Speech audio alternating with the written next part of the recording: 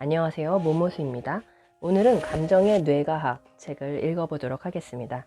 지금 느끼는 이 감정은 어디에서 오는가?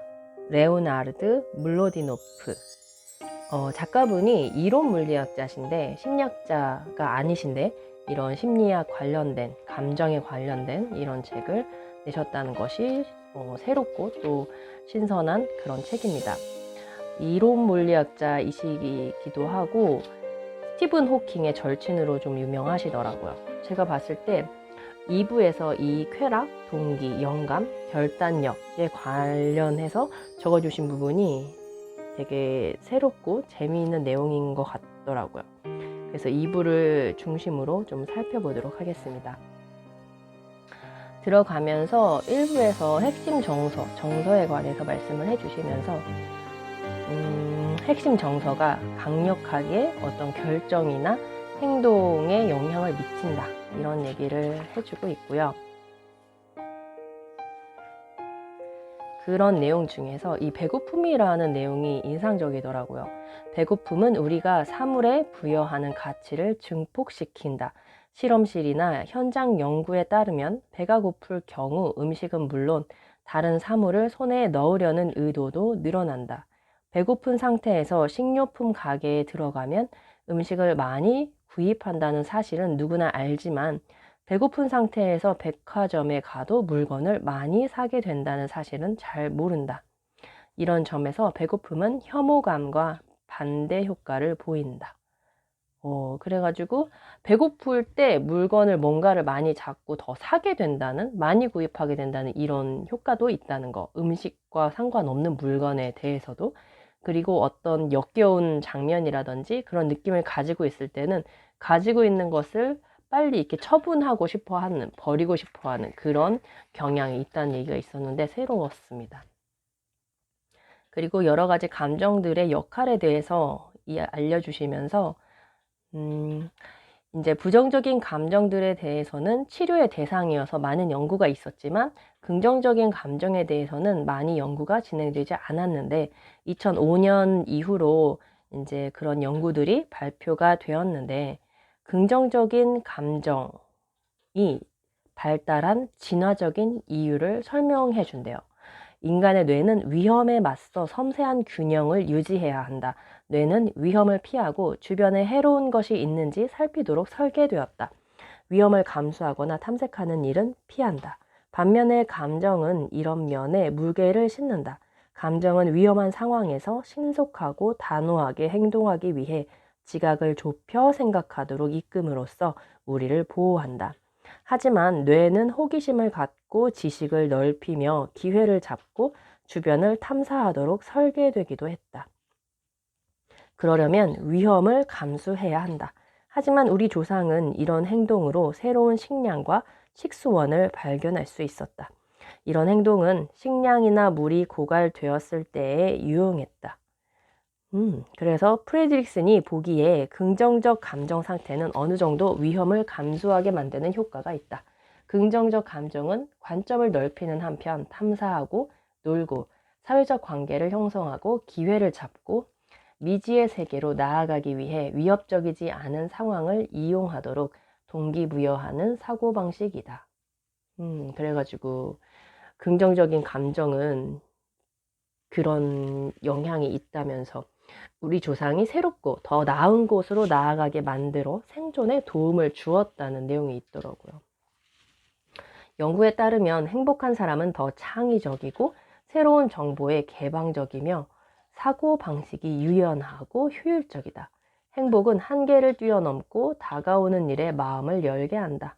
다르게 생각하고 탐색하고 발명하고 즐겁게 놀고 싶은 충동을 불러일으킨다. 성인의 놀이는 지적, 예술적 활동이고 청소년의 놀이는 주로 신체적, 사회적 기술을 개발하는 데 도움을 준다. 그래서 자부심에 대해서 살펴보자. 자부심은 사람들과 교류하며 내가 이룬 성취를 다른 이들에게 알리고 싶은 욕구를 불러일으키며 더 긍정적인 미래를 위해 큰 성취를 이루도록 노력하게 만든다. 관심은 지식 기반과 경험 저장고를 확장하기 위해 탐색하고 탐험하려는 욕구를 불러일으킨다. 이렇게 능력이 확장되면 우리 조상이 물과 식량, 탈출로나 숨을 곳을 찾아 나서던 때와 마찬가지로 미래의 도전에 맞서는 데 도움이 된다. 반면에 경외심은 종교나 자연을 볼 때에 흔히 발생하는 감정이다. 경외심은 나 자신보다 위대한 존재가 있다는 느낌, 그리고 다른 이에게 좋은 사람이 되고자 하는 동기라는 두 가지 주제가 핵심이다. 이런 여러 가지 감정에 대해 그 역할에 대해서 얘기를 해주고 있고, 슬픔에 대해서도 얘기를 해주고 있어요. 슬픈 상태일 때 정보를 처리하면 상황이 좋지 않게 흘러가는 이유와 상황의 흐름을 바꿀 방법을 파악하는 데에 도움이 된다. 비현실적인 기대와 목표를 버리고 더 나은 결과를 이끄는 것에도 도움이 된다. 그래서 더 현실적이고 정확한 판단으로 좋은 결정을 할 수 있는 그런 기능을 하기도 한다는 이런 감정의 역할들에 대해서 얘기를 해줬어요. 그리고 이제 2부에 관해서 이제 읽어보도록 하겠습니다. 우리는 고통과 불편을 가져오는 행동은 피하고 즐거움을 극대화하는 행동을 하며 뇌 속 만족 피드백 순환에서 보상 체계가 주는 쾌락이 줄어들면 행동을 멈춘다. 그것이 우리가 초콜릿이나 치즈케이크를 먹다가 어느 순간 멈추는 이유다. 이렇게 행동을 하는 것과 행동을 멈추게 되는 그런 이유가 있는 거죠.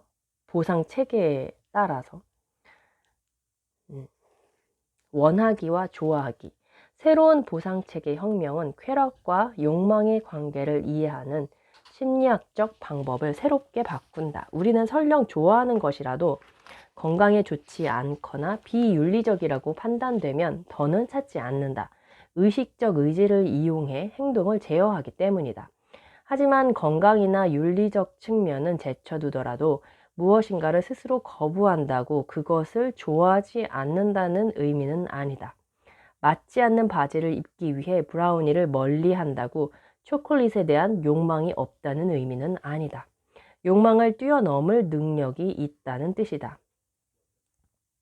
즐거운 경험을 미루거나 거부한다고 그 경험을 원한다는 사실 자체가 바뀌지는 않는다고 믿었다. 좋아하는 것을 원하고 원하는 것을 좋아한다는 것은 자명해 보인다. 실은 그렇지 않다는 사실이 받아들여지기까지는 거의 30년이 걸렸다. 그래서 어떤 거를 좋아하는데 원하지 않을 수도 있다는 거죠. 초콜릿을 좋아하지만 먹지 않을 수 있는 거죠. 베리지는 보상 체계에서 무엇인가를 좋아하는 것과 무엇인가를 추구하려는 동기, 즉 원하기 사이에는 차이가 있다는 이론을 세웠다. 우리는 좋아하는 것을 원하는 경향이 있지만 그런 연관관계가 논리적으로 꼭 필요할까? 무엇인가를 좋아할 수 있지만 얻으려는 동기는 없을 수도 있지 않을까? 그래가지고 이 베리즈라는 사람이 굉장히 이 부분에 대해서 연구를 많이 했대요. 그런데 잘 되지 않았고 연구하기 어려웠는데, 그리고 지원을 많이 받을 수 없었는데 끊임없이 연구를 한 끝에 그거를 찾아냈다는 얘기를 해주더라고요. 인간의 쾌락 구조는 지름이 1cm 정도인 덩어리이다.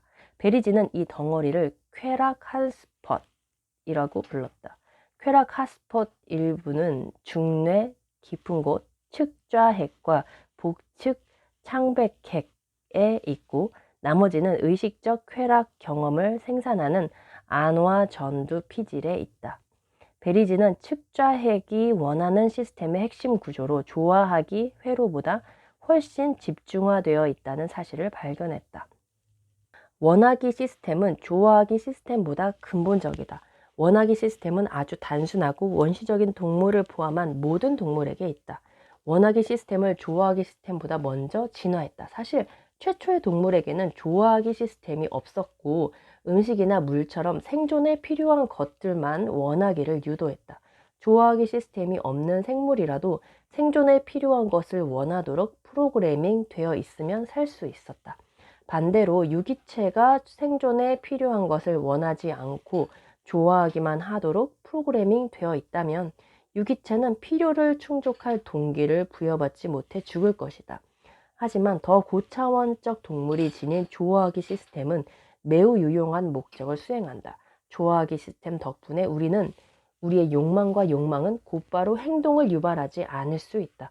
좋아하기는 원하기를 자극하지만 항상 그렇지는 않다. 뇌는 원하기 회로를 활성화하기 전에 좋아하기 등 다른 요소를 고려한다. 중독성 물질이나 행동은 측좌핵에서 물리적 변화를 일으켜 도파민 분비를 크게 늘리고 유기체의 원하기 회로를 과다 자극한다.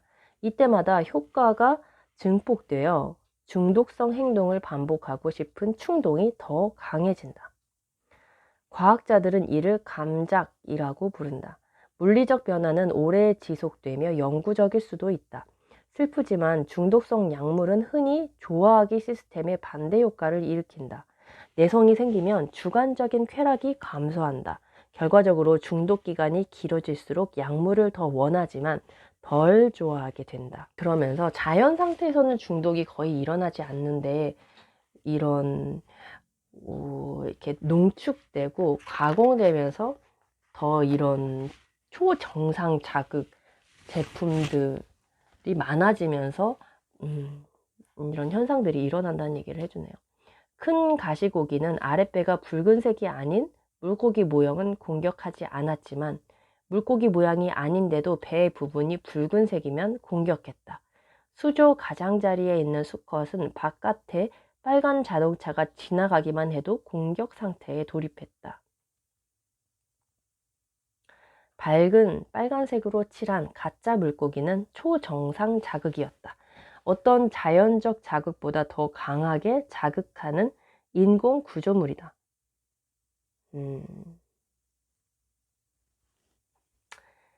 네, 이렇게 인공 자극을 이용하면 동물의 자연스러운 행동을 가로챌 수 있대요.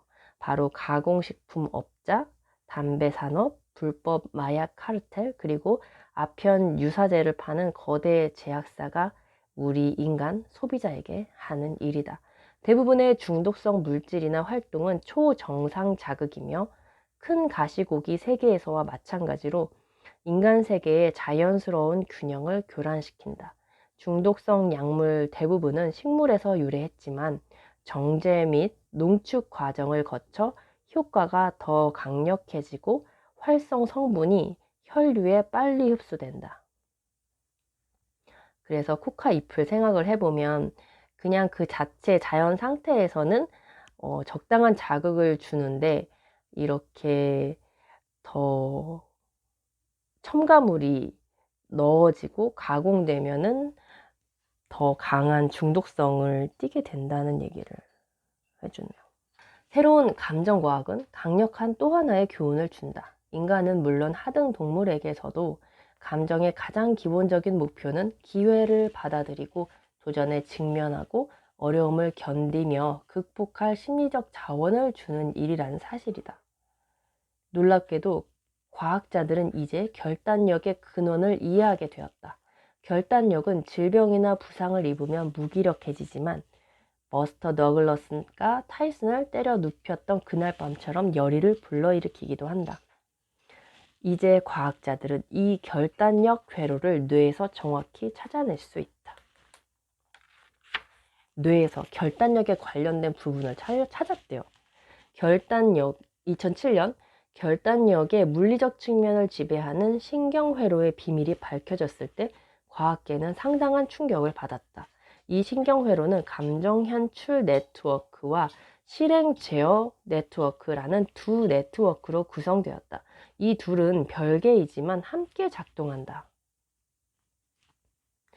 감정 현출 네트워크는 우리의 감정적 삶에서 다양한 역할을 하는 일련의 구조에 고정된 작은 마디로 구성된다. 서론에서 소개한 선엽, 섬엽, 전대상 피질, 편도체 같은 소위 변연계 구조이다. 반면 실행 제어 네트워크는 지속적인 주의력과 작업 기억에 영향을 미치는 실행 전전 두 피질 영역으로 이루어진다. 최첨단 뇌 연구 방법이 꾸준히 개발되기 시작한 1990년대에 이르자 오래전 해부학자들이 확인한 거대한 뇌 전반의 기능이 명확히 밝혀질 것 같았다. 하지만 그런 일은 일어나지 않았다. 새로운 기술로 뇌 기능이 명확하게 밝혀지기는커녕 관찰된 것을 이해하는 데만도 상당한 시간이 걸릴 정도로 엄청나게 복잡하다는 사실이 드러났다. 전체 뇌 구조에 있는 미세한 하위 구조와 각 영역의 숫자는 입이 떡 벌어질 정도였다. 이 구조를 연결하는 신경 배선도 매우 복잡했다.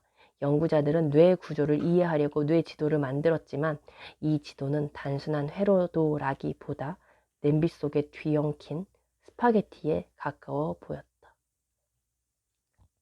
이런 발견으로 특정 부위에서 국지적으로 일어나는 뇌 기능은 거의 없다는 견해가 입증되었다.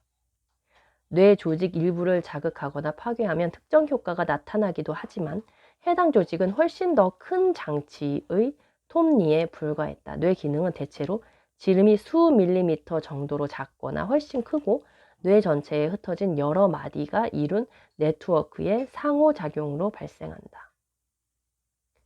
감정 현출 네트워크와 실행 제어 네트워크는 이런 뇌해부학적 구조의 두 가지 집합이다.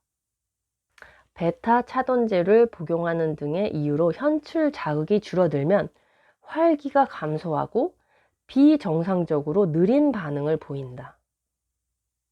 그래서 이렇게 반응이 느려진대요.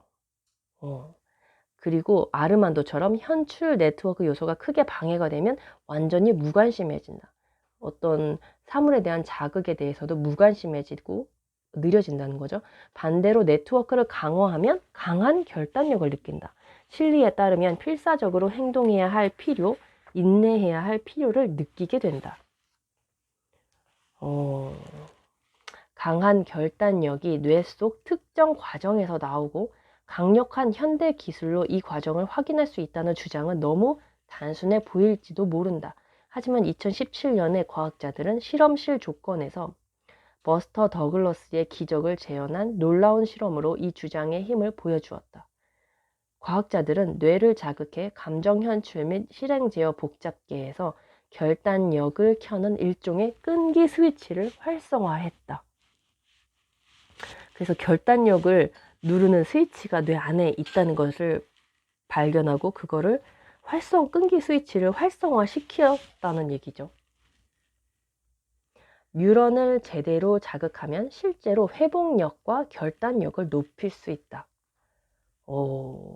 그래서 스탠퍼드 대학교 연구진의 실험 결과는 사람마다 타고난 실행 제어 네트워크의 구조와 기능이 다르며 그에 따른 역경에 대처하는 능력에도 차이가 있음을 보여준다.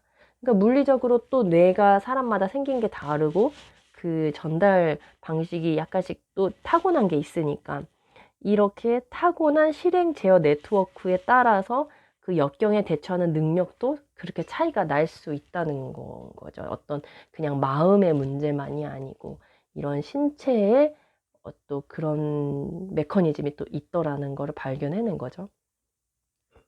이런 타고난 차이는 보통 어린 시절에 확인할 수 있고 행동요법이나 약물치료 또는 우리가 제안하는 전기 자극으로 개선할 수 있다.